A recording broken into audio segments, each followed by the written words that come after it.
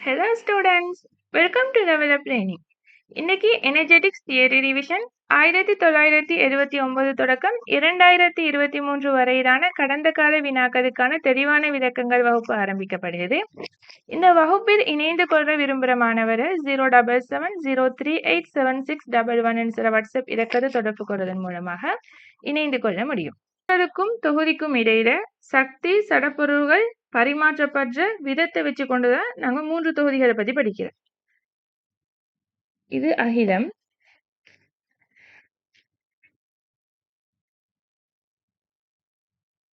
அகிலத்துக்குள்ள தொகுதி என்று சதிக்கும். இதுதான் தொகுதி. தொகுதி என்று சொல்றது வந்துட்டு இரசாயன தாக்கம், அதே மாதிரி பௌதீக தாக்கங்கள் நடக்கிற இடம் தொகுதி. அடுத்தது சூழல். சூழல்னு சொல்றது அகிலத்துல வந்துட்டு தொகுதியை தவிர்ந்து ஏனைய இடம் வந்துட்டு சூழல்னு சொல்லுவோம். சூழலுக்கும் தொகுதிக்கும் இடையில தான் சக்தி அதே மாதிரி சடப்பொருள்கள் பரிமாற்றப்பட்டது எதன் வழியாக? எல்லை கோட்டின் வழியாக.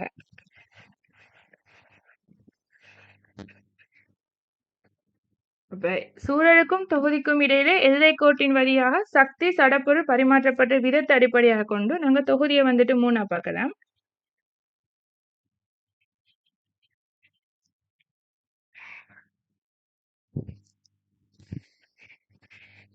ஒன்று வந்துட்டு திறந்த தொகுதி,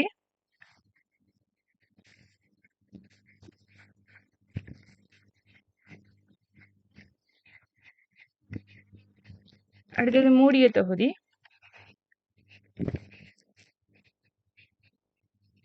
அடுத்தது தனிமையாக்கப்பட்ட தொகுதி.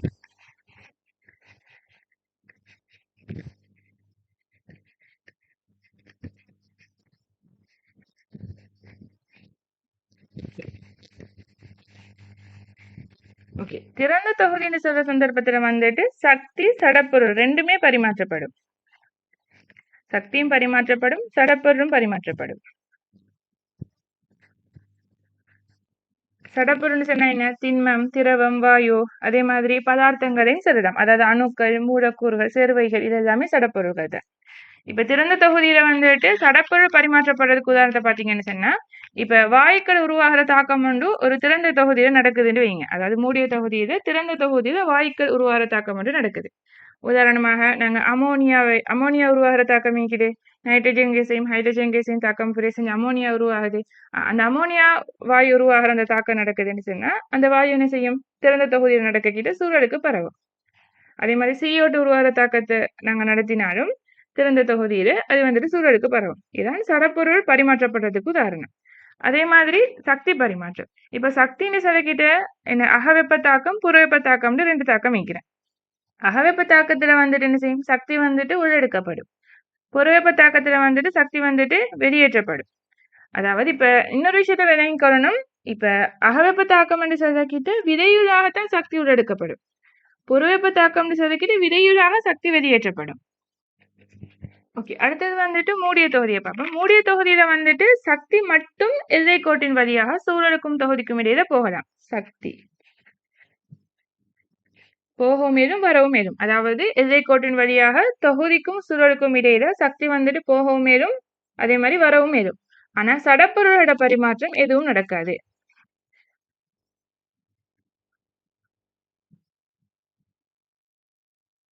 சக்தி போகலாம், ஆனா சடப்பொருள் போக முடியாது. அது தனிமையாக்கப்பட்ட தொகுதி எடுத்தீங்கன்னு சொன்னா அதுல வந்துட்டு சக்தி சடப்பொருள் 2 பரிமாற்றமுமே நடக்காது. இது ரெண்டுமே பரிமாற்றப்படாதது வந்துட்டு தனிமையாக்கப்பட்ட தொகுதி. அப்ப வேலை வெப்பம் என்று சொல்லி வந்துட்டு நாங்க சக்தியை வந்துட்டு செல்லவும் மேலும். அப்படிதான் தொகுதி இருக்கிற 3 விஷயங்கள். 2014ஆம் ஆண்டு 11வது வினா.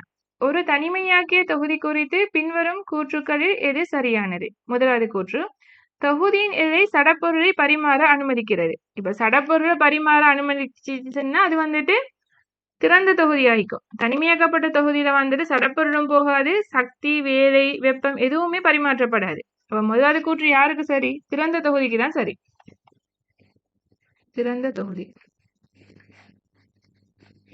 இரண்டாவது கூற்று, தொகுதியின் எல்லை சடப்பொருளை அனுமதிக்காத அதே வேளை வெப்பத்தை பரிமாற அனுமதிக்கின்றது. சடப்பொருள் போகாது வெப்பம். வெப்பம் என்று சொன்னா என்ன? சக்தி. அப்ப சக்திய அனுமதிக்குதான். ஆனா சடப்பொருள் அனுமதிக்காதே. அப்படின்னு அவர் வந்துட்டு மூடிய தொகுதி ஆயிக்கணும். இவர் வந்துட்டு மூடிய தொகுதி. அப்ப 2வது கூற்றும் இது. 3வது கூற்று தொகுதியின் எல்லை சடப்பொருளையோ வெப்பத்தையோ பரிமாற அனுமதிக்கும். அதே வேளை வேலையை பரிமாற அனுமதிப்பதில்லை. வெப்பம் என்றதும் வேலை என்று சொல்றதும் ஒன்றுதான். ரெண்டும் வேற வேற இது. அப்ப 3வது கூற்று பிழை. 4வது தொகுதியின் எல்லை சடப்பொருளையோ வெப்பத்தையோ வேலையோ பரிமாற அனுமதிப்பதில்லை. 4வது கூற்றம் சரி. தனிமையாக்கப்பட்ட தொகுதியில வந்துட்டு சூழலுக்கும் தொகுதிக்கும் இடையில சடப்பொருள், சக்தி, வேலை, வெப்பம் எதுவுமே பரிமாற்றப்பட மாட்டாது. ஓகே. 5வது கூற்று தொகுதியின் எல்லை சடப்பொருளையும் வெப்பத்தையும் வேலையையும் பரிமாற்ற அனுமதிக்கின்றது. இது பிழை. இது வந்துட்டு யாருக்கு? திறந்த தொகுதிக்கு. அப்ப இந்த கேள்விக்கு எதுனாவது ஆன்சர்? 4வது ஆன்சர். ஓகே. அடுத்தது வந்துட்டு நாங்க அகவெப்பத்தாக்கம், புறவெப்பத்தாக்கத்தை பத்தி பார்ப்போம். அகவெப்பத்தாக்கம், புறவெப்பத்தாக்கம்.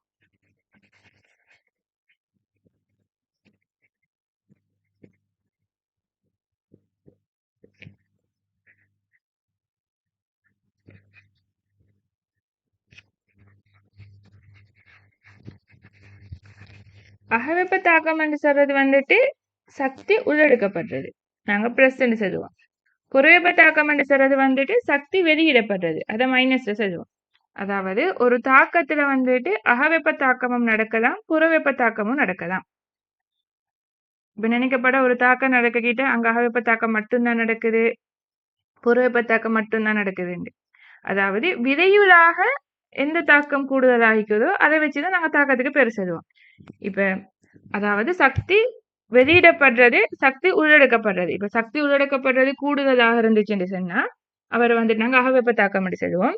சக்தி வெளியிடப்படுறது கூடுதலாக இருந்தா அவர் புறவெப்பத்தாக்கம் சொல்லுவோம். அப்ப அகவெப்பத்தாக்கம் சொன்னா சக்தி உள்ளெடுக்கப்படும். அதாவது விரையுளாக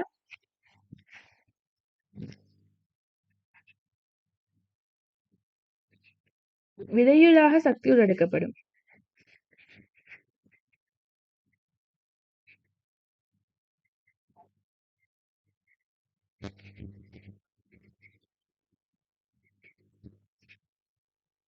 புறவெப்பத்தாக்கம் சொன்னா விரையுளாக சக்தி வெளியிடப்படும்.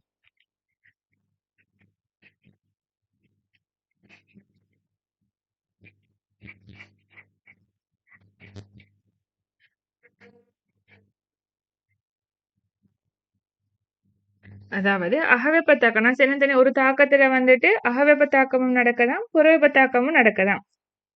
அதை நான் எக்ஸ்பிளைன் பண்றேன். அதுக்கு முதல்ல இதை வந்துட்டு ஷார்ட் நோட் மாதிரி எழுதிக்கணும். ஓகே. அகவெப்பத்தாக்கத்துல வந்துட்டு உள்ளெடுக்கப்பட்ட சக்தி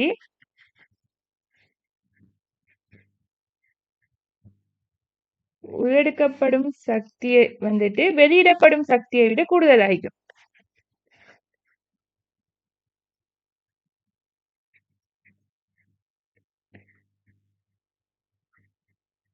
ஆனா புறவெப்பத்தாக்கத்துல வந்துட்டு உள்ளெடுக்கப்பட்ட சக்தி வெளியிடப்படும் சக்தியை விட குறைவாகும்.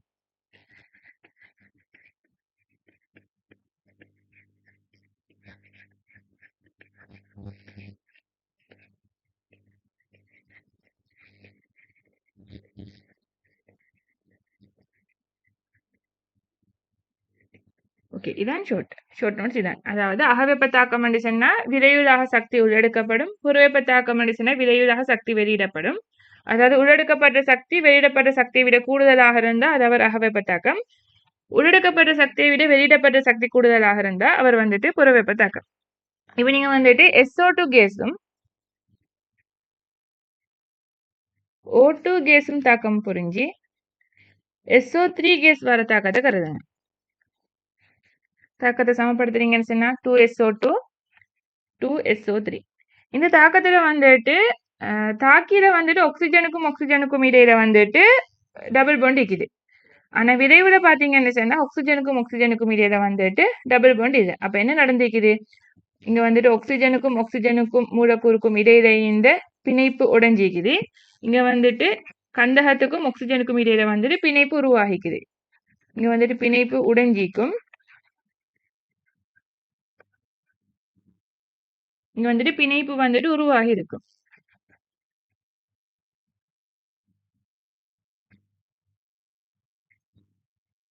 இப்போ ஆக்சிஜனுக்கும் இடையில வந்துட்டு பிணைப்பு வந்துட்டு உடையுதுன்னு சொன்னா என்ன செய்யும்? சக்தி வந்துட்டு உள்ளெடுக்கப்படும். கந்தகத்துக்கும் ஆக்சிஜனுக்கும் இடையில பிணைப்பு உருவாகுதுன்னு சொன்னா சக்தி வந்துட்டு வெளியிடப்படும். அதாவது எப்பவுமே வந்துட்டு பிணைப்பு உடையணும்னு சொன்னா சக்தி உள்ளெடுக்கப்படணும். அது பிணைப்பாக இருக்கலாம், கவர்ச்சி விசையா இருக்கலாம். அது வந்துட்டு எப்பவும் ஒரு பிணைப்பு உடையணும்னு சொன்னா கட்டாயம் சக்தி உள்ளெடுக்கப்படும். அதே மாதிரி பிணைப்பு உருவாகுதுன்னு சொன்னா சக்தி வெளியிடப்படும். அந்த விஷயத்த விளங்கிக்கணும். அப்ப இங்க என்ன நடந்திருக்குது? SO2 கேஸும் O2 கேஸும் தாக்கம் புரிஞ்சு SO3 கேஸ் வரைக்கிட்ட ஆக்சிஜனுக்கும் இடையில இருக்கிற பிணைப்பு வந்துட்டு உடையுது, அதாவது சக்தி உள்ளெடுக்கப்படுது. SO3 கேஸ் உருவாகிற டைம்ல பிணைப்பு உருவாகுது. கந்தகத்துக்கும் ஆக்சிஜனுக்கும் இடையே பிணைப்பு உருவாகுது. அப்ப இந்த தாக்கத்தை எடுத்தீங்கன்னு சொன்னா அகவெப்ப தாக்கம் நடக்குது, புறவெப்ப தாக்கம் நடக்குது. சக்தி உள்ளெடுக்கப்படுதுன்னு என்ன அர்த்தம்? அகவெப்ப தாக்கம். சக்தி வெளியிடப்படுதுன்னு சொன்னா புறவெப்ப தாக்கம். அப்ப இந்த தாக்கத்துல வந்துட்டு அகவெப்ப தாக்கம் நடக்குது, புறவெப்ப தாக்கமும் நடக்குது. அதான் நான் சொன்னேன், ஒரு தாக்கத்துல வந்துட்டு அகவெப்ப தாக்கம் மட்டும்தான் நடக்குது, புறவெப்ப தாக்கம் மட்டும்தான் நடக்குதுன்னு சொல்லப்படும். விரைவுளாக என்ன தாக்கம் நடக்குதோ அதை வச்சுதான் நாங்க அகவெப்ப தாக்கமா புறவெப்ப தாக்கமான்னு சொல்றோம். ஓகே, அதே மாதிரி இன்னொரு எக்ஸாம்பிள் பார்ப்போம். H2 கேஸும் அதே மாதிரி I2 கேஸும் தாக்கம் புரிஞ்சு HI வருது. இங்க இங்க வந்து ஹைட்ரஜனுக்கும் இடையில வந்து சிங்கிள் பாண்ட் இருக்குது. I2 பாத்தீங்கன்னு சொன்னாலும் இங்கேயும் ஐடினுக்கும் இடையில வந்துட்டு பிணைப்பிக்குது. இங்க ஹைட்ரஜனுக்கும் இடையில இருக்கிறது வந்துட்டு பங்கீட்டு பிணைப்பு. அதே மாதிரி இங்கேயும் ஐடினுக்கும் இடையில இருக்கிறது வந்துட்டு பங்கீட்டு பிணைப்பு. அதே மாதிரி விரைவுல வந்துட்டு ஹைட்ரஜனுக்கும் ஐடினுக்கும் இடையில பிணைப்பு உருவாகிக்கும், இதுவும் பங்கீட்டு பிணைப்பு. அதாவது இங்க என்ன நடந்திருக்குது?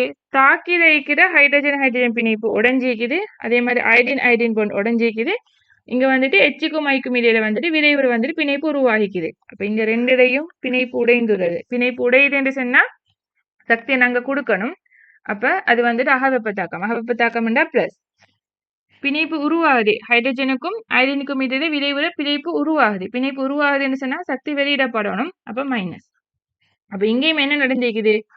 பிணைப்பு உடைஞ்சும் இருக்குது, பிணைப்பு உருவாகியும் இருக்குது. அதாவது ரெண்டு தாக்கமும் நடந்திருக்குது. அதுதான் சொல்ல வரணும். அதாவது ஒரு தாக்கத்துல அகவெப்ப தாக்கமும் நடக்கலாம், புறவெப்ப தாக்கமும் நடக்கலாம்.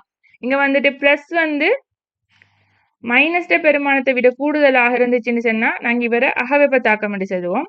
இத மைனஸ்ட பெருமானம் பிளஸ்ட பெருமானத்தை விட கூடுதலாக இருந்தா இவரை புறவெப்ப தாக்கம் என்று சொல்றோம். ஓகே, அடுத்தது வந்துட்டு இன்னொரு உதாரணம் பார்ப்போம். சோடியம் திண்மத்துக்கும் Cl2 கேஸுக்கும் இடையில தாக்கம் நடந்து NaCl solid உருவாகுது. தாக்கத்தை சமப்படுத்தினீங்கன்னு சொன்னா half Cl2 கேஸ் சரி வரும். ஓகே, ஆரம்பத்தில் சோடியம் solid எடுத்தீங்கன்னு சொன்னா இங்க வந்துட்டு சோடியத்துக்கு இடையில வந்துட்டு சோடியம் அணுக்களுக்கு இடையில வந்துட்டு உலோக பிணைப்பிக்கும்.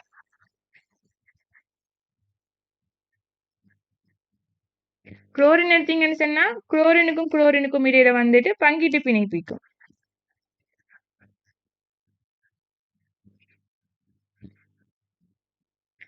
NaCl solid வந்து பாத்தீங்கன்னு சொன்னா Na+க்கும் Cl- இடையில வந்துட்டு அயன் பிணைப்பிக்கும்.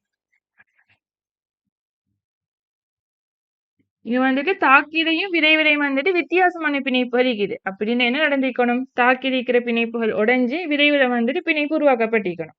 அப்ப இந்த தாக்கத்தை எடுத்தீங்கன்னாலும் இந்த தாக்கத்திலையும் என்ன செஞ்சிக்கும்? அகவெப்ப தாக்கமும் நடந்திருக்கும், புறவெப்ப தாக்கமும் நடந்திருக்கும். ஓகே, இவ்வளவு நேரம் சென்ற எக்ஸாம்பிளை வச்சுக்கொண்டு நான் என்ன சொல்ல வரேன்னா, ஒரு தாக்கத்துல வந்துட்டு அகவெப்ப தாக்கமும் நடக்கலாம், அதே மாதிரி புறவெப்ப தாக்கமும் நடக்கலாம். நாங்க வந்துட்டு படிக்கிற டைம்ல வந்துட்டு ஒரு தாக்கத்தை எழுதிட்டு அகவெப்ப தாக்கம் வந்து போட்டிக்கிறோம். இல்லைன்னு சொன்னா ஒரு தாக்கத்தை எழுதிட்டு புறவெப்ப தாக்கம் பிளஸ் மைனஸ் சொல்லி போடும். அப்ப அதை வச்சுக்கொண்டு நீங்க நினைக்கப்பட இங்க வந்து அகவெப்ப தாக்கம் மட்டும்தான் நடக்குது, புறவெப்ப தாக்கம் மட்டும்தான் நடக்குது. அப்படி இது விரைவுளாக என்ன தாக்கம் நடக்குதோ அதுல குறியத்தை நாங்க போட்டு தாக்கத்தை எழுதுறோம். ஓகே, அடுத்தது வந்துட்டு நாங்க உள்ளீட்டு சக்தின்னு சொல்லி ஒரு விஷயத்த வந்துட்டு தியரியில படிச்சுப்போம். அதை பத்தி ரிவிஷன் பார்ப்போம். உள்ளீட்டு சக்தி.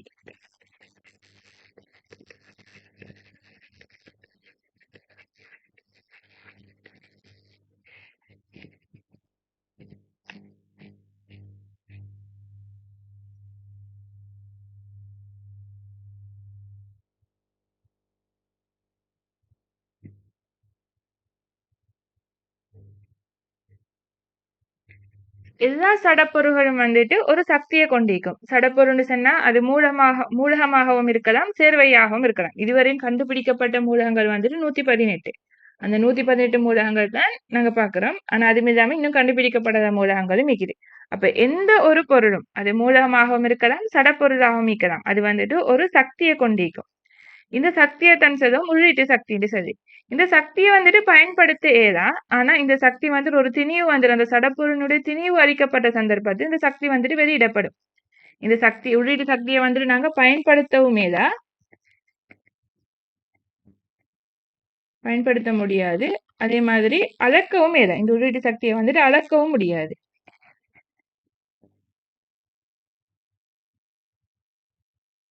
அப்ப ஒவ்வொரு பதார்த்தமும் என்ன செஞ்சிக்கும் ஒரு சக்தியை கொண்டிருக்கும். அந்த சக்தியுடைய பேர் தான் உள்ளீட்டு சக்தி. இந்த சக்தியை வந்து நாங்க பயன்படுத்தவுமே தான் அளக்கவுமே தான். இது அளக்கிறதுக்கு வந்துட்டு கருவியும் இல்லை.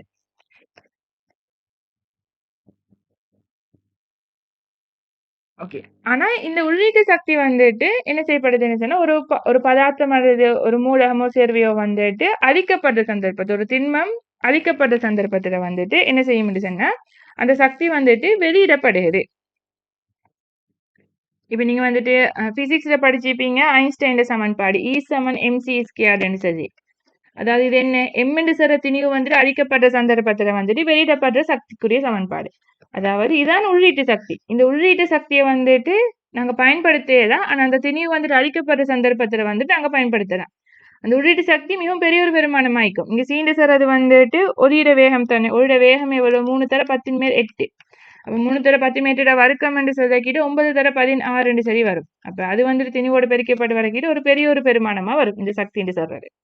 அப்ப உள்ளீடு சக்தியை நாங்க பயன்படுத்தியதான். ஆனா ஒரு திணிவு அதாவது ஒரு சடப்பொருள் திண்மமாகவும் இருக்கலாம், திரவமாகவும் இருக்கலாம், வாயுவாகவும் இருக்கலாம், மூலகம் சேர்வை எதுவாக இருக்கலாம். எந்த ஒரு பொருளுக்கும் வந்துட்டு உள்ளீட்டு சக்திக்கும் அது வந்துட்டு அழிக்கப்பட்ட சந்தர்ப்பத்துல வந்துட்டு வெளியிடப்படுகிறது.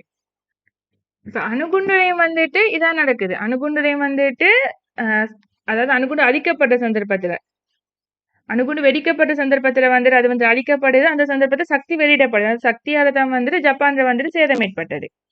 ஓகே. அதே மாதிரி இன்னொரு விஷயம் தெரிஞ்சுக்கணும். உள்ளீட்டு சக்தி வந்துட்டு வெப்பநிலை அதே மாதிரி அமுக்கம் மாறினால் மாற்றப்படும். வெப்பநிலை அமுக்கம் மாறினால்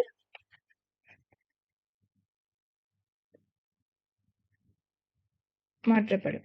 ஓகே. எங்களுக்கு வந்துட்டு இந்த உள்ளீட்டு சக்தியை வந்துட்டு நாங்க இப்ப என்ன செய்யணும் அளக்க இயலாம். ஆனா என்ன செய்யலாம் உள்ளீட்டு சக்தியை வந்துட்டு ஆராய இயலும். இந்த யூனிட் அதைத்தான் சொல்றேன். அதாவது நீங்க வந்துட்டு வெப்ப உள்ளுறை மாற்றம் என்றெல்லாம் படிச்சிருப்பீங்க. அதைத்தான் சொல்ல வரேன். நாங்க இதை யூனிட்ல வந்துட்டு ஒரு குறிப்பிட்ட வெப்பநிலை அமுக்கத்தை வச்சுக்கொண்டு என்ன வெப்பநிலை அமுக்கம் மாறினா உள்ளீட்டு சக்தி மாறுறதானே. அதாவது குறிப்பிட்ட ஒரு வெப்பநிலை அமுக்கத்தை வச்சுக்கொண்டு இந்த உள்ளீட்டு சக்தியை வந்துட்டு ஆராய போறோம். உள்ளீட்டு சக்தியை அளக்கேதான். ஆனா சமன்பாடை போட்டுதான் கணிக்கதான். இப்ப இந்த யூனிட் வந்துட்டு அதான் வெப்ப உள்ளுறை மாற்றம் எல்லாம் படிச்சிருப்பீங்க. அதாவது என்ன உள்ளீட்டு சக்தியை வந்துட்டு ஒரு குறிப்பிட்ட வெப்பநிலை அமுக்க நிபந்தனையில வந்துட்டு ஆராய போறோம். அதை வந்துட்டு நாங்க நியம நிலைன்னு சொல்லுவோம். ஏன்னா வெப்பநிலை அமுக்கம் மாறின உள்ளீட்டு சக்தி மாறுறதாலதான் நாங்க நியம நிலையில வச்சுக்கொண்டு உள்ளீட்டு சக்தியை ஆராய போறோம். நியம நிலையா வந்துட்டு என்னன்னு சொன்னா 25°C அதே மாதிரி வெப்பநிலை வந்துட்டு 25°C அமுக்கம் வந்துட்டு 1 atm. அப்ப வெப்பநிலை 25°C நியம நிலை. அதே மாதிரி அமுக்கம் வந்துட்டு 1 atm. 25°C என்று சொன்னா 298.15 கெல்வின்.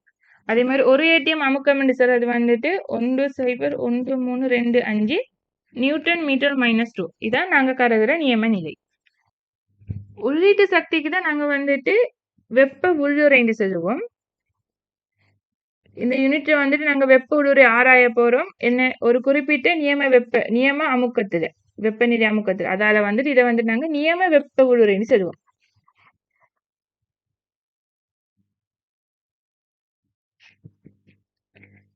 நீங்க தியரியில படிச்சிருப்பீங்க டெல்டா H ஸ்டாண்டர்ட் சொல்லி. அதாவது ஸ்டாண்டர்ட் சொல்றது வந்துட்டு இது வந்துட்டு நியம, இது வந்துட்டு வெப்ப உள்ளுறை, இது வந்துட்டு மாற்றம். இதைத்தான் நாங்க நியம வெப்ப உள்ளுறை மாற்றம் சொல்லி படிக்கிறோம். இது வந்துட்டு நியம தோன்றல் வெப்ப உள்ளுறை மாற்றம், நியம தகன வெப்ப உள்ளுறை மாற்றம் சொல்லி எல்லாம் தியரியில படிச்சிருப்பீங்க. இப்ப நியம தோன்றல் வெப்ப உள்ளுறை மாற்றம் சொன்னா F. Delta H formation. அப்ப டெல்டா F ஸ்டாண்டர்ட்னு சொல்லுவோம். அதே மாதிரி டெல்டா H சீண்டு சொல்றது வந்துட்டு தகன வெப்பொழுறை மாற்றத்துக்கு. அடுத்து வந்துட்டு டெல்டா H சப் SUB சொல்லி போடுவோம். அதாவது அது வந்துட்டு பதங்கமாத வெப்பொழுறை சொல்லி தான் தியரியில படிச்சிருப்பீங்க. இது வந்துட்டு தோன்ற வெப்பொழுறை மாற்றம், இது வந்துட்டு தகன வெப்பொழுறை மாற்றம், இது வந்துட்டு பதங்கமாத வெப்பொழுறை மாற்றம்.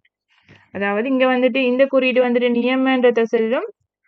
இது வந்துட்டு என்ன மாற்றம், அதாவது தோன்ற வெப்பமா, தகன வெப்பமா, பதங்கமாத வெப்பமா, ஆவியாத வெப்பமா அப்படின்னு சொல்லிதான் பார்க்கும். அடுத்தது இது வந்துட்டு மாற்றம். இதை வச்சுக்கொண்டுதான் நாங்க இந்த குறியீட்டு என்ன சொல்லுவோம், நியம தோன்றல் வெப்ப உள்ளுறை மாற்றம் என்று சொல்றோம். அடுத்தது வந்துட்டு நாங்க வந்துட்டு மின் ரசாயனத்துல வந்து நியம ஹைட்ரஜன் மின்வாய் அழுத்தத்தை வந்துட்டு 0 சரி கொள்றோம் தானே. ஏன்னா நாங்க மின்வாய் அழுத்தத்தை வந்துட்டு கணிக்க ஏதா, அதுக்காக வேண்டி நாங்க நியம ஹைட்ரஜன் மின்வாய் அழுத்தத்தை வந்துட்டு 0 வச்சுக்கொண்டு ஏனைய மின்வாய்களோட மின்வாய் அழுத்தத்தை சொல்றோம். அதே மாதிரி எங்களுக்கு வந்துட்டு நியம வெப்ப உள்ளுறையை கணிக்க ஏதா தானே. அப்ப நியம வெப்ப உள்ளுறை மாற்றத்தை தான் நாங்க நியம வெப்ப உள்ளுறைன்னு சொல்லி கருதணும். அதுக்காக வேண்டி நியம நிலை சுயாதீன மூலகங்கள்ல உறுதி கூடிய மூலகங்கள் இருக்கும் தானே, அவற்றினுடைய நியம வெப்ப உள்ளுறை மாற்றம், அதாவது உள்ளீட்டு சக்தியை வந்துட்டு நாங்க 0 எடுக்கிறோம். நியம நிலையில சுயாதீன நிலையில உறுதி கூடிய மூலகங்களுக்கு நியம வெப்ப உள்ளுறை வந்துட்டு, அதாவது உள்ளீட்டு சக்தி வந்துட்டு 0 எடுக்கோளாக எடுக்கப்பட்டுதான் ஒவ்வொரு சேர்வைகள் பதார்த்தங்களினுடைய நியம வெப்ப உள்ளுறையை வந்துட்டு இந்த யூனிட்டை வந்துட்டு கணிக்கிறோம். இப்ப CO2 உருவாகிற தாக்கத்தை எடுத்தீங்கன்னு சொன்னா, CO2 வந்துட்டு என்ன, கார்பனும் ஆக்சிஜனும் தாக்கம் புரிஞ்சு CO2 உருவாகுது. Carbon solid, oxygen gas, CO2 gas. Okay, இப்ப வந்துட்டு எல்லா மூலகங்களுக்கும் வந்துட்டு ஒரு உள்ளீட்டு சக்திக்கும் தானே. கார்பன் உள்ளீட்டு சக்தியை நான் ஏன்னு எடுக்கிறேன், ஆக்சிஜன் உள்ளீட்டு சக்தியை பீன்னு எடுக்கிறேன். A பிளஸ் பி ரெண்டையும் கூட்டி எக்ஸ் என்று சொல்ற ஒரு பெருமானம் வருதுன்னு எடுக்கிறேன். இந்த எக்ஸ் என்று சொல்றது என்ன, ஆரம்பத்துல தொகுதிக்குள்ள இருந்த வெப்பம்.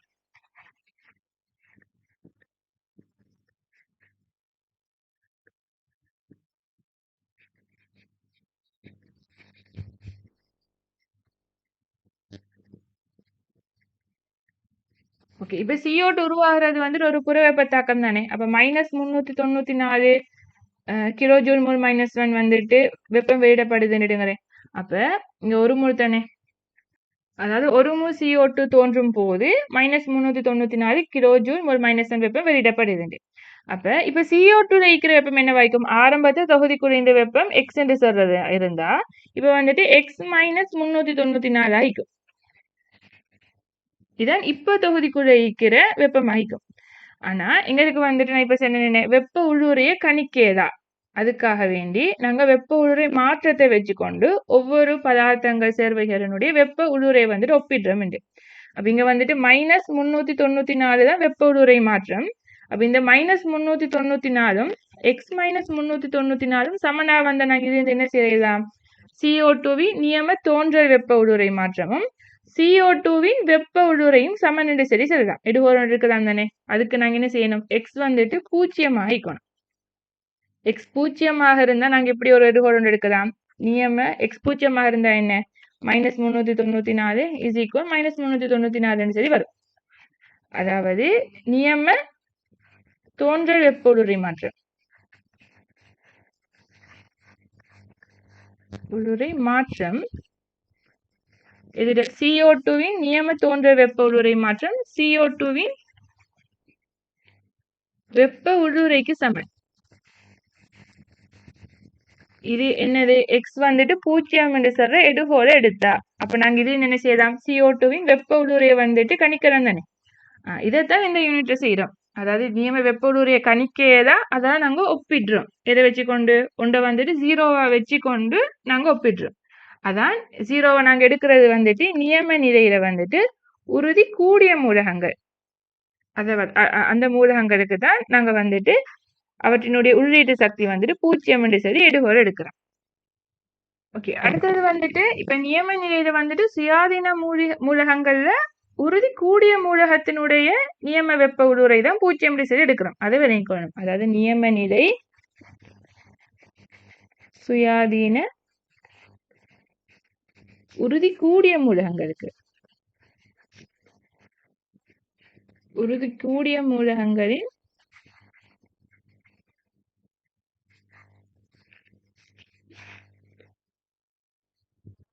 நியம வெப்ப உருளை.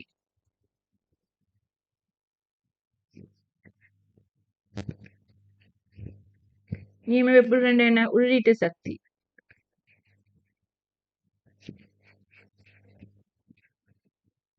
சக்தி பூஜ்ஜியமாக கருதப்படுகிறது. பூஜ்ஜியமா நாங்க எடுகோட எடுக்கிறோம்.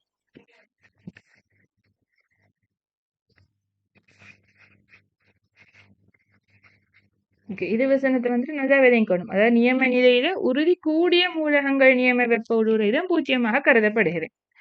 இப்ப நியம நிலையில வந்துட்டு சுயாதீன மூலகங்களை வந்துட்டு பிற திருப்பங்கள் மிக்கும் தானே.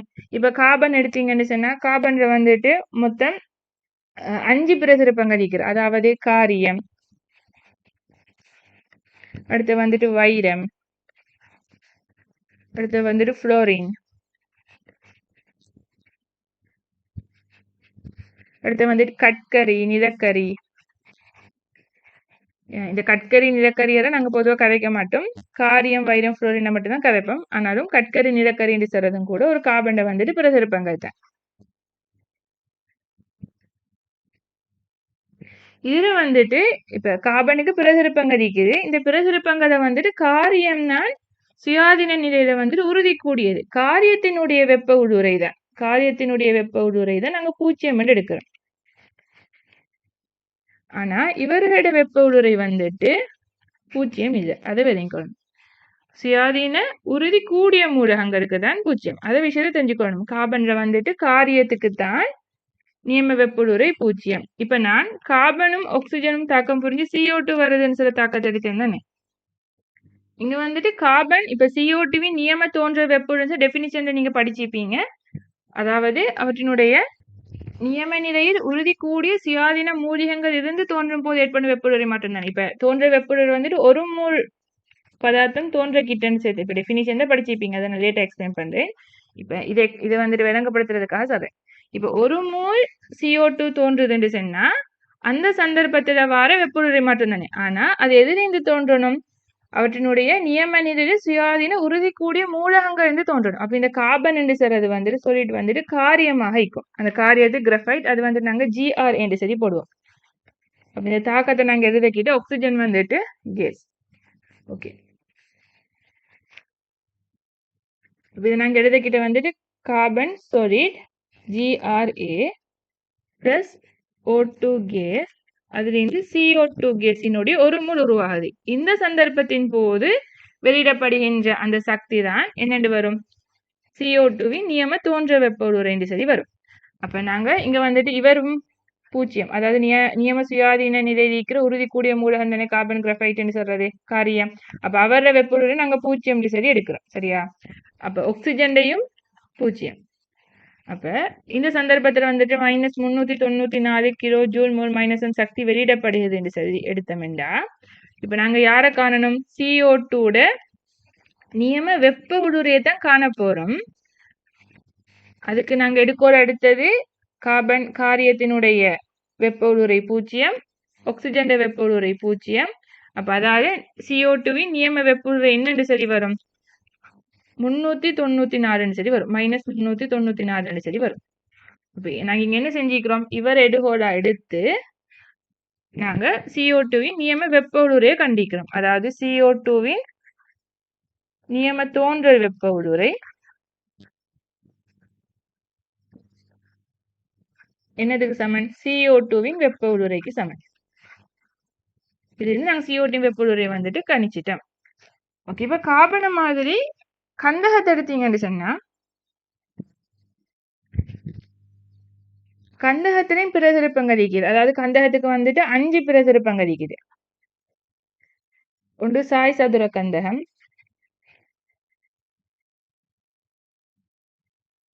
அடுத்து வந்துட்டு ஒரு சரிவு கந்தகம், இனோர்கானிக்ல படிச்சுப்பீங்க. அடுத்தது கரிக்கந்தகம், அடுத்தது கூழ் கந்தகம், அடுத்தது பால் கந்தகம் என்று சொல்லி. இதுதான் கந்தகத்தினுடைய பிறதிருப்பங்கள். இந்த பிறதிருப்பங்களை வந்துட்டு சாய் சதுர கந்தகம் ஒரு சரிவு கந்தகமிக்கு தானே, அது வந்துட்டு எஸ்ஐட் மூலக்கூறாக தான் நிற்கும். இன்னும் கணிக்க படிச்சுப்பீங்களே, எஸ்ஐட் மூலக்கூறாக தான் நிற்கும். இந்த கந்தகத்துல நியம நிலையில சுயாதீன நியம நிலையில வந்துட்டு உறுதி கூடியது வந்துட்டு இந்த சாய் சதுர கந்தகம். சாய் சதுர கந்தகத்துக்கு தான் நியம வெப்ப ஊடுருவை 0 சொல்லி கருதுறோம்.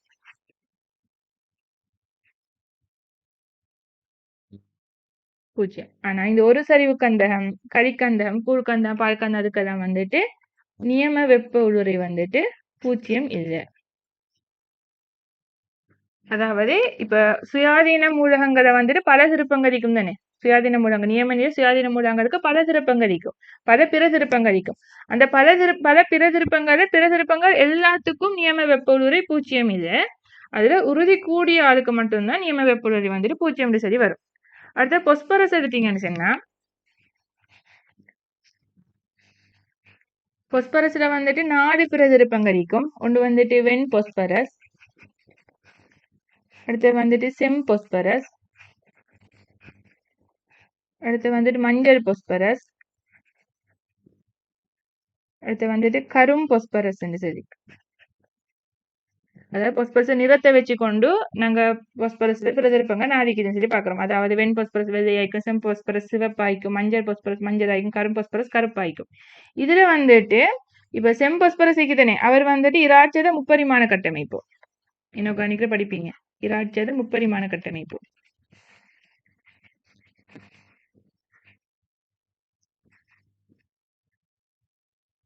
இந்த வெம் பொஸ்பரஸ் தான் வந்துட்டு P4 மூலக்கூறுகளை உருவாக்குறார். இந்த வெண் பொஸ்பரஸ் தான் வந்து அவருடைய நியம வெப்ப ஊடுருவை தான் 0. இவர் தான் உறுதி கூடியதா இருப்பார், இவருடைய நியம வெப்ப ஊடுருவை தான் 0. ஆனா மத்தாக்கட நியம வெப்ப ஊடுருவை வந்துட்டு நாங்க வந்துட்டு 0 எடுக்க மாட்டோம். அப்ப கார்பன்ல பாத்தீங்கன்னு சொன்னா காரியத்துல நியம வெப்ப ஊடுருவை தான் 0, கந்தகத்துல வந்துட்டு சாய் சதுர கந்தகத்துல நியம வெப்ப ஊடுருவை தான் 0. பொஸ்பரஸ் எடுத்தீங்கன்னு சொன்னா பொஸ்பரஸ்ல வந்துட்டு வெண் பொஸ்பரஸினுடைய நியம வெப்ப ஊடுருவை தான் 0. அடுத்தது ஆக்சிஜனை பாத்தீங்கன்னு சொன்னா ஆக்சிஜனுக்கும் 2 பிறதிருப்பம் இருக்குது, O2 அடுத்தது O3.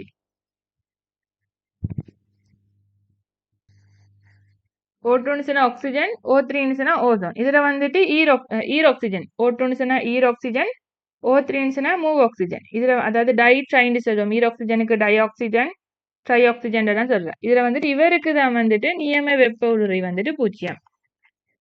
இவருடைய நியம வெப்ப ஊடுருவை 0 அல்ல. நான் இவ்வளவு நேரம் சொன்ன கார்பன், கந்தகம், பொஸ்பரஸ், ஆக்சிஜன் எல்லாமே வந்துட்டு அலோகங்கள்.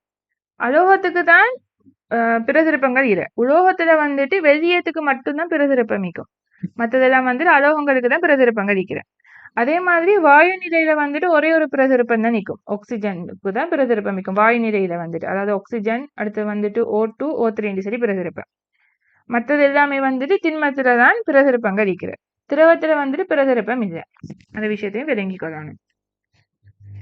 ஓகே, அடுத்தது வந்துட்டு நாங்க நியம தோன்றல் வெப்ப ஊடுருவை மாற்றத்தை பத்தி பார்ப்போம். இப்ப நியம தோன்றல் வெப்ப ஊடுருவை மாற்றத்துக்கு டெஃபினிஷன் என்ன, நியம நிலையில் உள்ள ஒரு மூல் சேர்வை. இப்ப நான் கார்பனும் ஆக்சிஜனும் தாக்கம் புரிஞ்சு CO2 கேஸ் வர தாக்கத்தை எடுத்துக்கிறேன். அதுல நியம தோன்றல் வெப்ப ஊடுருவை, நியம தோன்றல் வெப்ப குறியீடு வந்துட்டு ΔHF ஸ்டாண்டர்ட். இந்த ஸ்டாண்டர்ட் இதை குறியீடு வந்துட்டு நியமன்றதை குறிக்கும். F ஃபார்மேஷன், இது வந்துட்டு தோன்றல்.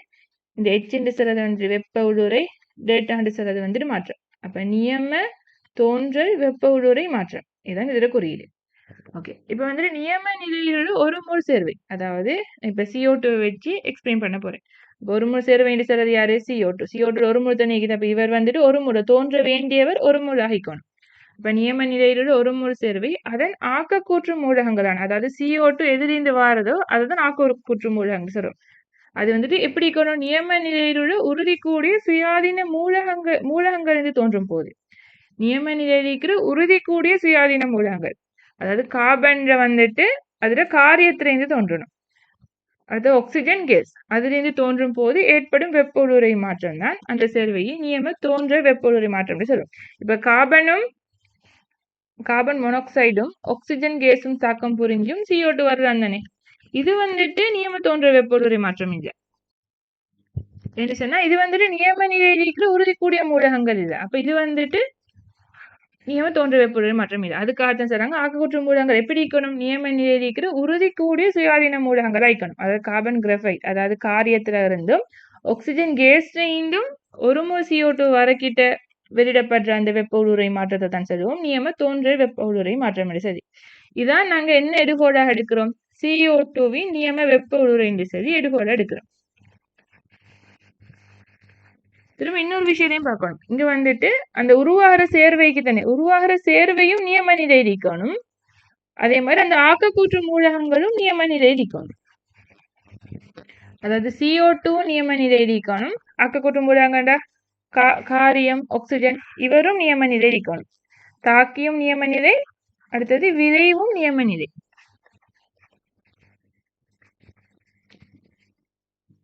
அதாவது நியம தோன்ற வெப்பொருளை தாக்கியும் நியம நிலையில் இருக்கிற பௌதிக நிலையில தான் நிக்கணும், விரைவும் நியம நிலையில் இருக்கிற பௌதிக நிலையில தான் நிக்கணும். இப்ப CO2 நியம நிலையில பௌதிக நிலை வந்துட்டு வாயு தானே, அதே மாதிரி கார்பன் வந்துட்டு சாலிட், ஆக்சிஜன் கேஸ். அதாவது நியம நிலையில என்ன பௌதிக நிலை இருக்கிறோ அந்த பௌதிக நிலையை தான் போடணும்.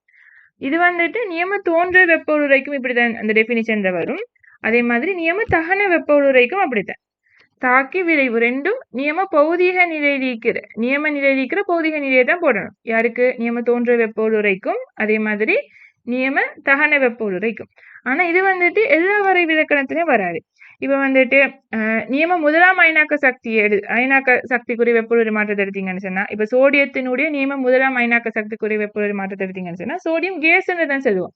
ஆனா சோடியம் வந்துட்டு நியம நிலையில கேஸா வாய்க்குது இல்ல. அப்ப இது வந்துட்டு எல்லா வரை விலக்கணத்துக்கும் வராது. நியம தோன்ற வெப்பொருள் நியம தகன வெப்பொருளுக்கு வரை விலக்கணம் சொல்லிக்கிட்டு நியம நிலையில சொல்லி அந்த தாக்கியையும் நாங்க நியம நிலையில சொல்லணும், விளைவையும் நியம நிலையில் உள்ள அந்த விஷயத்த சொல்லணும். இப்ப வந்துட்டு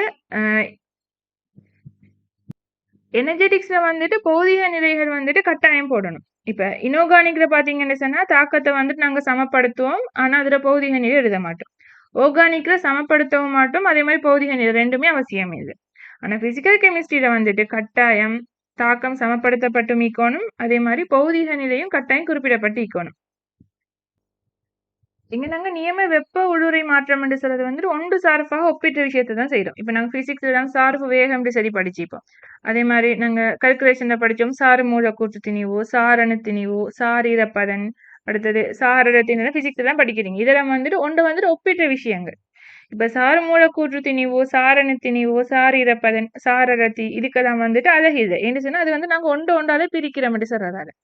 ஆனா சார்பு வேகம் அதே மாதிரி வெப்ப உள்ளுறை மாற்றம் இதெல்லாமே வந்து அழகிக்கும். என்ன சொன்னா நாங்க அது வந்துட்டு கழிக்கிற கணியம் என்று சொல்றாரு. அப்ப வெப்ப உள்ளுறை மாற்றத்துக்கு அழகிக்குது அது வந்துட்டு கிலோ ஜூல் மோல் -1 என்று சொல்ற அழகு. அதே மாதிரி ஆரம்ப காலம் நாங்க பாஸ் பேப்பர் செய்யக்கிட்ட அங்க வந்துட்டு வெப்ப உள்ளுறை மாற்றம் என்று தெரிவிக்க மாட்டாங்க, வெப்ப உள்ளுறைன்னு தான் சொல்லுவாங்க. இப்ப நியூஸ் பேப்பர்ஸ்ல தான் வெப்ப உள்ளுறை மாற்றம் என்று சொல்றோம். அப்ப நாங்க பழைய பாஸ் பேப்பர் செய்யக்கிட்ட வெப்ப உள்ளுறை என்று சரி வரும். ஆனா அதை நாங்க என்னென்னு கருதணும், வெப்ப உள்ளுறை மாற்றத்தை தான் சொல்ல வராங்கன்றதை கருதிதான் அந்த பாஸ் பேப்பர் கேள்விகளை செய்யணும். ஓகே, இப்ப வந்துட்டு நாங்க இது சம்பந்தமா வந்து பாஸ் பேப்பர் வினாவை பார்ப்போம். முதல் கூற்று, ஏதாவது பொருளை நியம ஆக்க வெப்ப உள்ளுறை. நியம ஆக்க வெப்ப உள்ளுறை என்று சொன்னா என்ன, தோன்ற வெப்ப உள்ளுறை. அது குறியீடு வந்துட்டு ΔHF ஸ்டாண்டர்ட். அதே வெப்பநிலையில் அந்த பொருளின் நியம வெப்ப உள்ளுறைக்கு சமன் என எடுக்கப்படுகிறது. இப்ப நான் கார்பனும் ஆக்சிஜனும் தாக்கம் புரிஞ்சு CO2 வருது, நியம தோன்ற வெப்ப CO2 ஒரு மூல் தோன்றணும், கார்பன் அதுல ஆக்கக்கூற்று மூலம் அதாவது உறுதிக்கூடிய மூலகங்கள் இருந்து வரணும், காரியத்திலிருந்து வரணும். அது நியம நிலை கட்டாயம் போடணும்.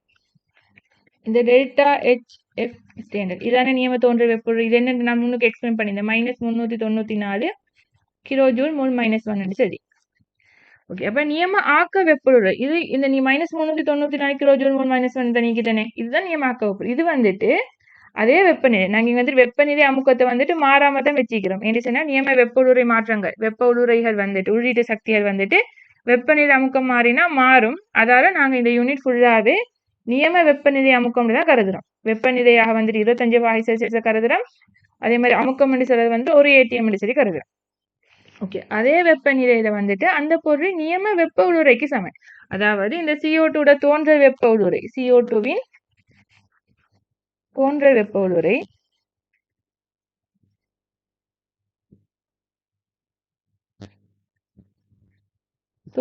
உருளை மாற்றத்தை வந்துட்டு நாங்க என்ன செய்யறோம், CO2வின் வெப்ப உருளையாக கருதுறோம்.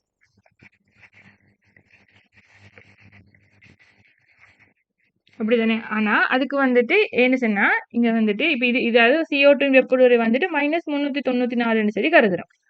அப்படின்னா என்ன செஞ்சிக்கணும், காரியத்தினுடைய ஆக்சிஜன் வெப்ப உருளைகள் வந்துட்டு பூஜ்ஜியமாக இருந்திக்கணும். அப்படி பூஜ்ஜியமாக இருந்திருந்தா தான் நாங்க நியம தோன்றல் வெப்ப உருளை வந்துட்டு நியம வெப்ப உருளையாக கருதலாம். இதை தான் இவ்வளவு எக்ஸ்பிளைன் பண்ணினேன். இந்த கூற்று சரி. அதாவது சமநிலை எடுக்கப்படுகிறது, சமநிலை சமநிலை சரி எடுக்கிறோம், அந்த விஷயத்தை விளங்கிக்கணும். ஓகே, இப்ப ரெண்டாவது கூற்றை பார்ப்போம். எல்லா மூலகங்களுக்கும் நியம நிலையில் உறுதி கூடிய சுயாதீன நிலைக்கு நியம வெப்ப உருளை பூஜ்ஜியமாக கொள்ளப்படுகிறது. அப்படி பூஜ்ஜியமாக எடுக்கிறதால தானே நியம தோன்றல் வெப்ப உருளை நியம வெப்ப உருளைக்கு சமண்டு சரி நாங்க எடுக்கிறோம். அப்ப ரெண்டாவது கூற்றும் சரி. அது எல்லா மூலகங்களுக்கும் மட்டும் சரிந்தா பிழை. ஆனா இந்த கூற்று என்ன சரிக்குது, எல்லா மூலகங்களுக்கும் நியம நிலையில் உறுதி கூடிய சுயாதீன நிலைக்கு நியம வெப்ப உருளை பூஜ்ஜியமாக கொள்ளப்படுகிறது அப்படின்னு சொல்றதால கூற்று சரி. அப்ப ரெண்டாவது கூற்று வந்துட்டு முதலாவது கூற்றுக்கு விளக்கம் ஆயிக்குது. நியம தோன்றல் வெப்ப உருளையும் சமண்டு சரி எடுக்கிறதுக்குரிய ரீசன் வந்து இவற்றுடைய ஆக்கக்கூற்று மூலகங்கள், அதாவது நியம நிலையில் இருக்கிற உறுதிக்கூடிய சுயாதீன மூலகங்களோட வெப்ப உருளை பூஜ்ஜியம் என்று சொல்றதாலதான். அப்ப இதுக்கு எத்தனாவது ஆன்சர்? முதலாவது ஆன்சர். 2006ஆம் ஆண்டு 56வது வினா. கூற்று 1. எல்லா மூலகங்களினதும் நியம தோன்றல் வெப்ப உருளை பூஜ்ஜியமாக கொள்ளப்படுகிறது. இங்க என்ன சொல்லிக்கிறாங்க, மூலகத்துல நியம தோன்றல் வெப்ப உருளை கழிச்சுக்கிறாங்க. நாங்க தோன்றல் வெப்ப உருளைக்கு டெபினேஷன் பார்க்கிட்டு சேர்வைக்கு தான் பார்த்திப்போம். பாத்தீங்களா, ஒரு நியம நிலையில் ஒரு சேர்வை தான் டெபினேஷன் வருது. அப்ப சேர்வைக்கு தான் நாங்க நியம தோன்றல் வெப்ப உருளையை கதைக்கிறோம். ஆனா மூலகத்துக்கு நாங்க கதைக்கிட்ட இப்ப நியம நிலையில சுயாதீன உறுதி கூடிய மூலகத்தை பாத்தீங்கன்னு சொன்னா, இப்ப காரியத்தை எடுத்தீங்கன்னு சொன்னா, இப்ப காரியத்தினுடைய நியம தோன்றல் வெப்ப உருளை சொன்னா அவர் யாரிலிருந்து வந்திக்கணும், உறுதி கூடிய மூலகத்திலிருந்து வந்திக்கணும். அவர் ஆக்குறது வந்துட்டு உறுதி கூடிய மூலகம் வைக்கணும். அவர் யாரிலிருந்து வந்திக்கணும், அதே காரியத்திலிருந்து அவர் வந்திக்கணும். இப்ப காரியத்தினுடைய நியம தோன்றல் வெப்ப உருளை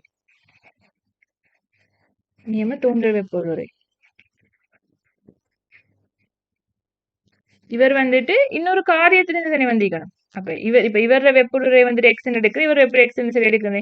அப்ப இவர் வந்துட்டு இப்ப நியம தோன்ற வெப்ப உருளை சொன்னா ரெண்டையும் கழிக்கிறது தானே. அப்ப எக்ஸ் மைனஸ் எக்ஸ்ன்னு சரி வரும். அப்ப இது பூஜ்ஜியமா கொள்ளப்பட வேண்டியது. நியம நிலையில உள்ள சுயாதீன உறுதி கூடிய மூலகங்களினுடைய நியம தோன்றல் வெப்ப உருளை கட்டாயம் பூஜ்ஜியமாகத்தான் நீக்கும், பூஜ்ஜியமாக கொள்ளப்படுதுன்றது விட அவற்றினுடைய நியம வெப்ப உருளையை தான் பூஜ்ஜியம் சொல்லி கருதுறோம். அதாவது இந்த எக்ஸ்ன்னு சொல்லி நாங்க கொட்டிக்கிறோம் தானே, அதைத்தான் நாங்க பூஜ்ஜியம் சொல்லி கருதுறோம். அதாவது என்ன சொல்ல வரேன்னு சொன்னா, நியம நிலையில் இருக்கிற சுயாதீன உறுதி கூடிய மூலகங்களோட வெப்ப உள்ளுரையத்தான், அதாவது உள்ளீட்டு சக்தியைத்தான் நாங்க பூஜ்ஜியமாக கருதுறோம். ஆனா அவருடைய நியம தோன்றல் வெப்ப உருளைய வந்துட்டு பூஜ்ஜியம், அது பூஜ்ஜியமா கருதுறோம், அது கட்டாயம் பூஜ்ஜியம் தான். ஆனா இது வந்துட்டு யாருக்கு, நியம நிலையில் இருக்கிற உறுதி கூடிய மூலகங்களுக்கு, சுயாதீன உறுதி கூடிய மூலகங்களுக்கு. ஆனா பிரதிருப்பங்களுக்கு தானே, இப்ப கார்பன்ல வந்துட்டு பிரதிருப்பமா வந்துட்டு வைரமிக்குது, திரும்ப நிலக்கரி கற்கரி இவங்களுக்கெல்லாம் பூஜ்ஜியமா இல்லை, இவங்களுக்கு ஒரு பெருமானம் ஒண்டிக்கும். நியம தோன்ற வெப்ப உருளை சொல்லி வந்துட்டு ஒரு பெருமானம் ஒண்டிக்கும். அப்ப இந்த கூற்று வந்துட்டு பிற ரெண்டு காரணங்களால பிரிக்குது. ஒன்று வந்துட்டு அதாவது சுயாதீன நிலைக்கு உறுதி கூடிய மூலகங்களுக்கு வந்துட்டு பூஜ்ஜியம் சரி எடுக்க மாட்டோம், பூஜ்ஜியம் சொல்லி கொல்லப்படுகிறது, அவர் கட்டாயம் பூஜ்ஜியம், அதாவது இந்த கூற்று பிற. அதே மாதிரி இன்னொரு ரீசனும் சரிதான், பிரதிருப்பங்கள் எல்லாத்துக்குமே வந்துட்டு பூஜ்ஜியம் இல்லை, நியம தோன்ற வெப்ப உருளை பூஜ்ஜியம் இல்லை அப்படின்றதுக்காக வேண்டியும் முதலாவது கூற்று பிறந்து எடுக்கலாம். இரண்டாம் கூற்று, மூலகங்கள் இரசாயன ரீதியாக இணைக்கப்பட்ட நிலையில் இல்லாதபடியினால் அவற்றினுடைய தோன்றல் வெப்ப உருளைகள் பூஜ்ஜியத்திற்கு சமம். அதாவது மூலகங்கள் ரசாயன ரீதியில வந்துட்டு இணைக்கப்பட்டில்லை என்று சொல்றாங்க. இதுல வந்துட்டு ரசாயன ரீதியில் இணைக்கப்பட்டில்லைன்னு சொல்றாங்க. இப்ப சோடியத்தை எடுத்தீங்கன்னு சொன்னா, சோடியம் அணுக்களுக்கு இடையில வந்துட்டு உலோக பிணைப்பிக்கும். அப்ப சோடியம் என்ன செய்யும், உலோக பிணைப்புக்களால வந்துட்டு சோடியம் அணுக்கள் வந்துட்டு ரசாயன ரீதியில வந்துட்டு இணைக்கப்பட்டிருக்கும். அதே மாதிரி அயடின் திண்மத்தை எடுத்தீங்கன்னு சொன்னா, அயடின்ல வந்துட்டு அயடினுக்கும் இடையில வந்து பங்கிட்டு பிணைப்பிக்கும். அதே மாதிரி I2 மூலக்கூறுகளுக்கு இடையில வந்துட்டு லண்டன் போசிக்கும். அப்ப அயோடின் திண்மத்தை எடுத்தீங்கன்னு சொன்னா அங்க வந்துட்டு பங்கீட்டு பிணைப்பு, அடுத்த லண்டன் போஸ் ரெண்டாரையும் வந்துட்டு ரசாயன ரீதியில வந்துட்டு இணைக்கப்பட்டிருக்கும். ஓகே. அதே மாதிரி ஆக்சிஜன் வாயு எடுத்தீங்கன்னு சொன்னா ஆக்சிஜனுக்கும் இடையில வந்துட்டு இரட்டை பிணைப்பு இருக்குது. இந்த இரட்டை பிணைப்பால வந்துட்டு இரசாயன ரீதியாக இணைக்கப்பட்டிருக்கும். அதே மாதிரி காரியம் வைரத்தை எடுத்தீங்கன்னு சொன்னா வைரத்தை எடுத்தீங்கன்னு சொன்னா இவங்களையும் வந்துட்டு பங்கீட்டு பிணைப்பால வந்துட்டு இணைக்கப்பட்டிருக்கும். அப்ப மூலகங்கள் வந்துட்டு ரசாயன ரீதியில வந்துட்டு இணைக்கப்பட்டிருக்கும். இணைக்கப்படாத நிலையில உள்ளவை என்று சொன்னா அவை வந்துட்டு 18ஆம் கூட்டத்தில் இருக்கிற ஓரணு வாயுக்கள் மட்டும்தான் ரசாயன ரீதியில வந்துட்டு இணைக்கப்படாம இருக்கும். ஏனைய எல்லா சகல உலோக அலோகங்களும் வந்துட்டு ரசாயன ரீதியில இணைக்கப்பட்டுதான் நிற்கும். இணைக்கப்படாம இருக்கிறது 18ஆம் கூட்டத்தில் இருக்கிற ஓரணு வாயுக்கள் மட்டும்தான். ஏனைய எல்லா உலோகமாய்க்கலாம் அலோகமாய்க்கலாம் எல்லாமே வந்துட்டு ரசாயன ரீதியில் இணைக்கப்பட்டுதான் நிற்கும். அப்ப இங்க வந்துட்டு இந்த கூற்று பிறண்டு விளங்குது. மூலங்கள் ரசாயன ரீதி இணைக்கப்பட்ட நிலையில் இல்லாதபடினாலும் சதிக்குது. அது பிழை. அதே மாதிரி அவற்றினுடைய தோன்றல் வெப்பநிலைகள் 0க்கு சமன். எல்லா மூலகத்துக்கும் 0க்கு சமனா இல்ல. என்னத்துக்கு? அதாவது உறுதி கூடிய மூலகங்களுக்கு மட்டும்தான் 0க்கு சமனாவே இருக்கும். ஏனைய பிரதிருப்பங்கள் எல்லா பிரதிருப்பத்துக்கும் 0க்கு சமன் இல்லை. அப்ப 2வது கூற்று 2 ரீசனால வந்துட்டு பிழையாகுது. அப்ப முதலாவது கூற்றும் பிழை, 2வது கூற்றும் பிழை. போயிட்டு 4வது ஆன்சர், 5வது ஆன்சர். 2010ஆம் ஆண்டு 55வது வினா. யாதாயினும் ஒரு சேர்வையின் நியம ஆக்க வெப்ப உள்ளுறை அச்சேர்வையின் நியம தகன வெப்ப உள்ளுறைக்கு சமன். அதாவது நியம ஆக்க வெப்ப உள்ளுறையும் நியம தகன வெப்ப உள்ளுறையும் சமன் சரிக்கிறாங்க. இப்ப நியம ஆக்க வெப்ப உள்ளுறைன்னு சொன்னா என்ன? உருவாகும் சேர்வை வந்துட்டு ஒரு மூல ஆயிக்கணும். சேர்வைக்கு தெரியும் நாங்க நியம ஆக்க வெப்ப, அதாவது நியம தோன்ற வெப்ப உள்ளுறையை கதைக்கிறோம். இப்ப உருவாகிற சேர்வை வந்துட்டு ஒரு மூல ஆகிக்கணும். ஆனா நியம தகன வெப்புளுரைக்கு வந்துட்டு நாங்க வரைவிலக்கணம் செய்யக்கிட்ட தகனம் அடைவது ஒரு மூல ஆகிக்கணும். ஓகே. இப்ப வந்துட்டு CO2வினுடைய நியம தோன்ற வெப்பளுரையை பார்ப்போம். அதாவது கார்பன், கிராஃபைட், ஆக்சிஜன் கேஸ் தாக்கம் புரிஞ்சு CO2 கேஸ் வருது. இது வந்துட்டு என்ன? CO2வினுடைய நியம தோன்ற வெப்பளுரை. அதாவது ஒரு மோல் CO2 உருவாகுது. இது CO2வினுடைய நியம தோன்ற வெப்பளுரை. CO2வின் நியம தோன்ற வெப்பளுரை. இது வந்துட்டு கார்பனினுடைய நியம தகன வெப்பளுரை மீதான். ஏன்னா கார்பன் ஒரு மோல் தண்ணிக்குது. ஒரு மோல் கார்பன் மிகை ஆக்சிஜனோட தகனம் அடைஞ்சு CO2 கேஸ் வருது. அப்ப இந்த CO2வின் நியம தோன்ற வெப்பளுரை மாற்றம் நான் சொன்னேன் ஆரம்ப கால பாஸ் பேப்பர்ல வந்துட்டு வெப்ப உளுரை மாற்றம் என்று சொல்லல, வெப்ப உளுரைன்னு தான் சொல்லிக்கிறாங்க. நாங்க இதை வந்துட்டு வெப்ப உளுரை மாற்றம் தான் கருதணும். இப்ப நியூஸ்ல பஸ்ல தான் வெப்ப உளுரை மாற்றம் என்று சொல்றாங்க. அப்ப CO2வின் நியம வெப்ப உளுரை மாற்றம் என்னத்துக்கு சமன்? கார்பனின் நியம தகன வெப்ப உளுரை மாற்றத்துக்கு சமன்.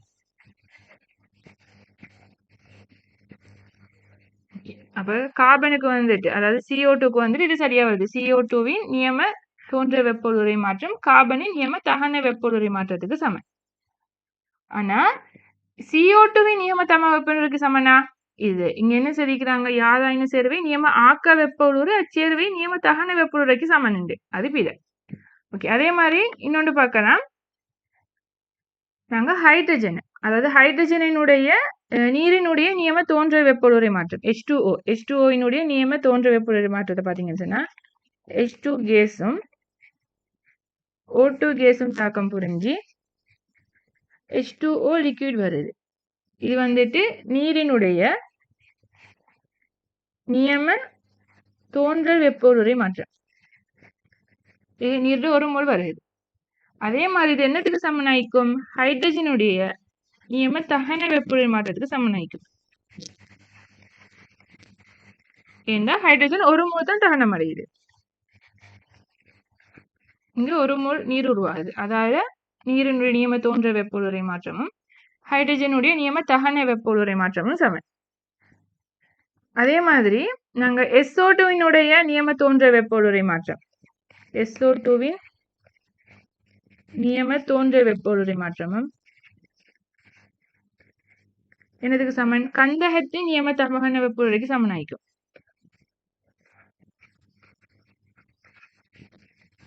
வெப்பொழுரை மாற்றத்துக்கு சமனாய்க்கும். அதே மாதிரி பாத்தீங்கன்னா மக்னீசியத்தின் நியம தகன வெப்பொழுரை மாற்றமும் மெக்னீசியம் ஆக்சைடின் நியம தோன்ற வெப்பொழுரை மாற்றமும் சமனாய்க்கும். மக்னீசியம் ஆக்சைடின் நியம தோன்ற வெப்பொழுரை மாற்றமும் மெக்னீசியத்தின் நியம தகன வெப்பொழுரை மாற்றம் சமனாயிக்கும். அதே மாதிரி பாத்தீங்கன்னு சொன்னா இப்ப மெக்னீசியத்துக்கு பாத்தீங்கன்னு சொன்னா இப்படி வரும். மெக்னீசியம் solid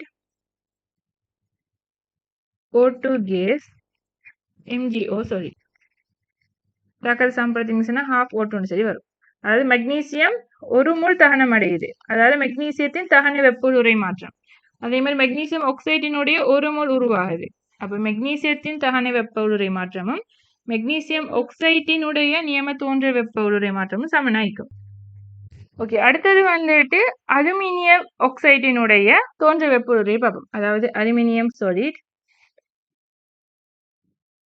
O2 gas தாக்கம் புரிஞ்சு Al2O3 solid வரும். அதாவது அலுமினியம் ஆக்சைடினுடைய 1 மோல் உருவாகுது. ஆனா இங்க இப்ப தாக்கத்தை சமப்படுத்தினீங்கன்னு சொன்னா 2 அலுமினியம் 3/2 ஆக்சிஜன் சரி வரும். ஆனா இங்க 2 மோல் அலுமினியம் தகனம் அடையுது. அப்ப இது வந்துட்டு அலுமினியத்தின் நியம தகன வெப்பொழுரை மாற்றத்துல 2 மடங்குக்கு தான் சமனாயிக்கும். அதாவது அலுமினியம் ஆக்சைடு Al2O3 நியம தோன்ற வெப்பொழுரை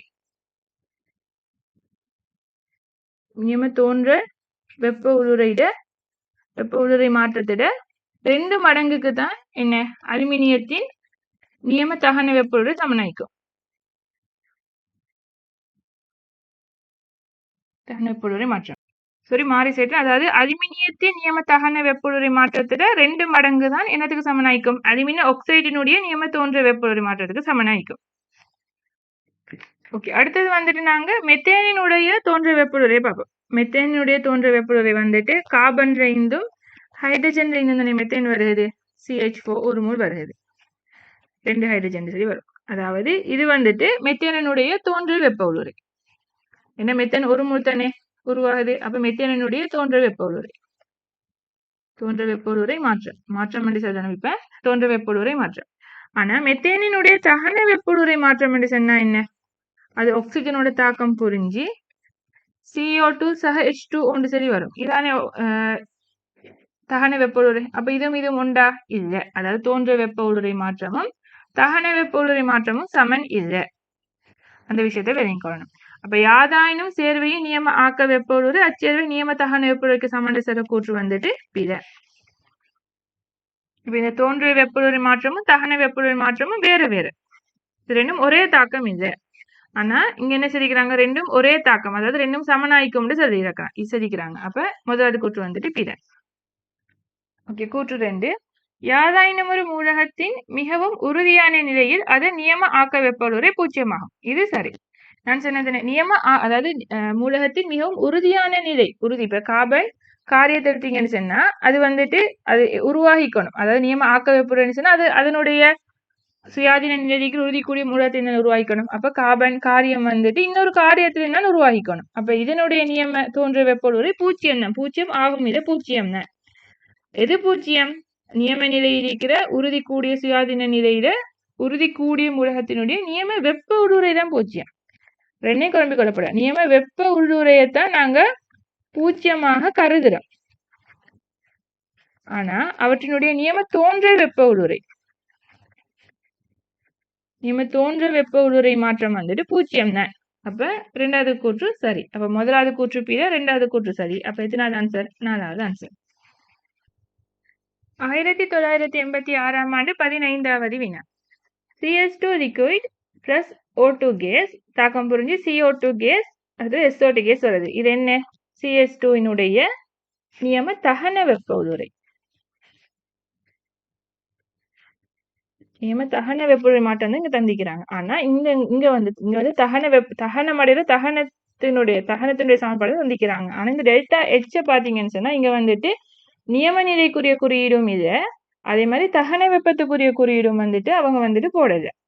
இப்ப வந்து தகன வெப்பொழுரைக்குரிய டெபினிஷன் பாத்தீங்கன்னு சொன்னா என்ன, நியம நிலையில் இருக்கிற ஒரு மூல் மூலகமாகவும் இருக்கலாம், இதன்னு சொன்னா ஒரு மூல் சேர்வையாகவும் இருக்கலாம்.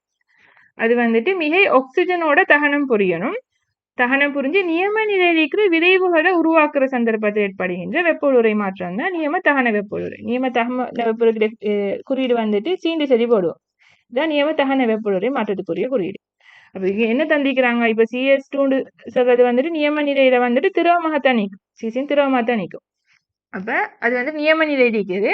இது வந்து நியம தகன வெப்ப உருளைக்குரிய தாக்கம் தான் தந்திக்கிறாங்க. அந்த சந்தர்ப்பத்துல -1108 கிலோ ஜூல் வெளியிடப்படுதுதான். அதாவது இங்க மைனஸ் சொன்னா என்ன, புறவெப்பம்.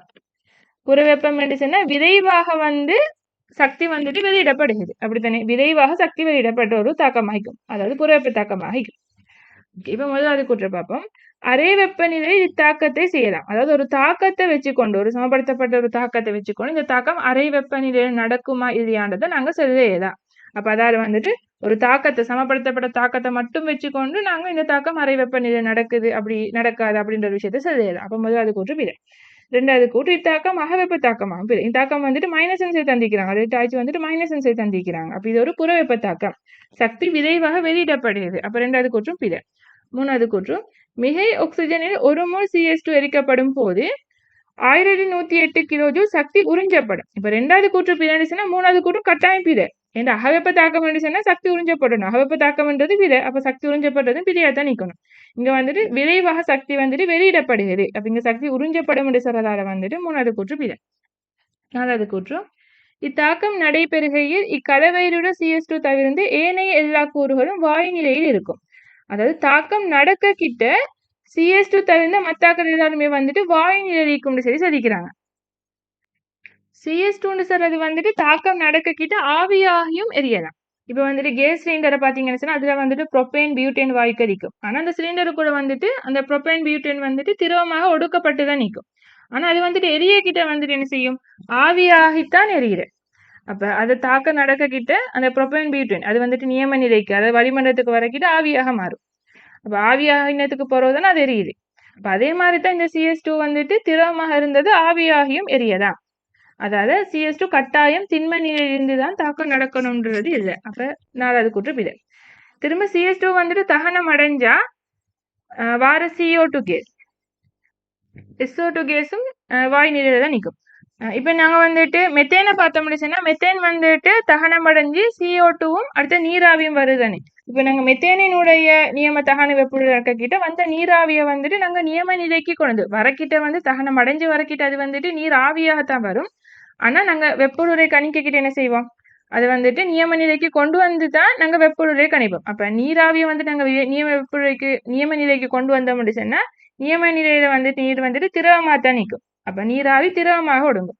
அப்ப கட்டாயம் தாக்கம் நடக்க கிட்ட அந்த தாக்கம் சமப்படுத்தப்பட்ட சமன்பாட்டில் இருக்கிற பௌதிக நிலையிலே தான் நிற்கொண்ட ஒரு அவசியம் வந்து இது.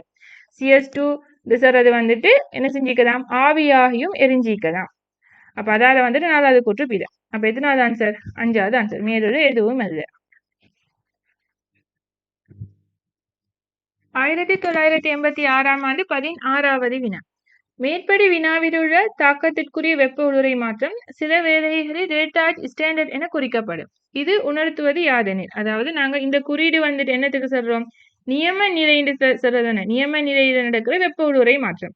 இப்ப இது வந்துட்டு இதோட தொடர்ச்சியான வினா. அஞ்சாவது கேள்வி தொடர்ச்சியான வினா. அஞ்சாவது வந்துட்டு தகன வெப்ப உருளை சொல்றாங்க. நான் சரிங்க, தகன வெப்ப உருளை மாற்றத்துக்கும் தோன்றல் வெப்ப உருளை மாற்றத்துக்கும் டெபினிஷன் எழுதிக்கிட்டு தாக்கியும் நியம நிலை இருக்கிற பௌதிக நிலை இருக்கணும், அதே மாதிரி விரைவும் நியம நிலை இருக்கிற பௌதிக நிலை இருக்கணும். அதைத்தான் இந்த குறியீடு சொல்றேன். ஓகே, இப்ப முதல்ல பார்ப்போம். எல்லா தாக்கிகளும் விளைபொருள்களும் மிக தூய உருவில் எடுக்கப்பட்டவை, அது இந்த குறியீடு சொல்றது. அப்ப இது வந்துட்டு பிற, முதலாவது பிற. இரண்டாவது, எல்லா தாக்கிகளும் விளைபொருட்களும் அவற்றின் நியம நிலைகளில் எல்லா நேரங்களிலும் நிலைநிறுத்தப்பட்டுள்ளன. பிற, கட்டாயம் எப்பவுமே அது நியம நிலையில தான் நிக்கணும் முடியல. இப்ப சிசில பாத்தீங்கன்னு சொன்னா அது நியம நிலையில திரவமாயிக்கும், ஆனா தாக்கம் நடக்க கிட்ட வந்துட்டு அது ஆவியாகித்தான் தாக்கம் நடக்குது. அப்ப கட்டாயம் தாக்கம் நடக்க கிட்ட எல்லா சந்தர்ப்பத்திலையும் வந்துட்டு அது நியம நிலையில தான் நீக்கணும்ன்ற ஒரு அவசியம் இல்லை. அப்ப ரெண்டாவது கூற்று பிற. மூணாவது, இத்தாக்கம் ஆரம்பிக்க முன்னர் எல்லா கூறுகளும் வாயு நிலைக்கு கொண்டு வரப்படும். இது சரி, அதாவது எல்லா கூறும், அதாவது தாக்கம் நடக்க கிட்ட சீசியம் வந்துட்டு லிக்விட் ஆய்ந்தது வந்துட்டு ஆவியாகித்தான் எரியுது, ஆனா இந்த குறியீடு அதை குறிக்கலையே. அப்ப மூணாவது கூற்று பிற. இத்தாக்கத்திற்கு முதல் உள்ள எல்லா தாக்கிகளும் தாக்கத்திற்கு பின்னர் உள்ள எல்லா விளைபொருள்களும் அவற்றின் நியம நிலையில் உள்ளன. இதைத்தான் சரி இந்த குறியீடு. தாக்கிகளும், அதாவது தாக்கம் நடக்கிறதுக்கு முதல்ல என்னென்ன தாக்கிக்குதோ அதெல்லாம் நியம நிலையில தான் நிற்கும். அதே மாதிரி தாக்கம் நடந்ததுக்கு பிறகு என்னென்ன விளைவுகள் இருக்குதோ அந்த எல்லா விளைவுகளும் நியம நிலையில தான் நிற்கும். அப்ப அதைத்தான் இந்த குறியீடு சொல்லுது. ஓகே. 5வது எல்லா தாக்கியலும் விளைபொருள்களும் எல்லா நேரங்களிலும் 273 கெல்வினில் தாக்க வைக்கப்பட்டன. அதாவது 273 கெல்வின் இருக்குன்னு சொல்றாங்க. இது அதாவது 25 பாய் செல்சியஸ் நியம நிலையில தானே ஃபுல்லா நாங்க வச்சுக்கணும். ஆனா அது வந்துட்டு 25 பாய் செல்சியஸ். அது வந்துட்டு 298.5 கெல்வின் தான் வரும். 273 கெல்வின் அது 298.15 கெல்வின். அதுலதான் தக்க வைக்கப்பட்டிருக்கும். அப்ப 5வது கூற்றும் பித. இந்த 223 கெல்வின் சொன்னா என்ன? அது வந்துட்டு 0 பாய் செல்சியஸ். அது 0 பாய் செல்சியஸ் தான் 223 கெல்வின். இப்ப நாங்க 0 பாய் செல்சியஸ் என்று சொல்றது கேசஸ்ல வந்துட்டு நாங்க எஸ்டிபி கருகு கிட்ட தான் 0 பாய் செல்சியஸ் என்று சொல்லுவோம். ஆனா இங்க எல்லாம் வந்துட்டு எனர்ஜெட்டிக்ல நியம நிலை என்று சொல்றது வந்துட்டு 25 பாய் செல்சியஸ் தான். அப்ப இங்க 6வதுக்கு வந்துட்டு எத்தனாவது ஆன்சர்? 4வது ஆன்சர்.